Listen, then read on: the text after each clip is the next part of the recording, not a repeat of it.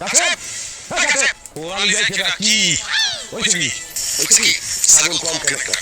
এই রাত্রি দুহারে আমি ছাগল নিয়ে ইজ্জত করে ছাগল কিন্তু খুব বেশি আছে ছাগল বাদ দেখ ছাগল বাদ মানে তুমি সাথে করে নিয়ে গেছিলা সেখান থেকে ফেরত নিয়ে আসছো তুমি দেখো না যে ছাগল একটা কম ও হ্যাঁ এটা কম আমার জানাই না কেন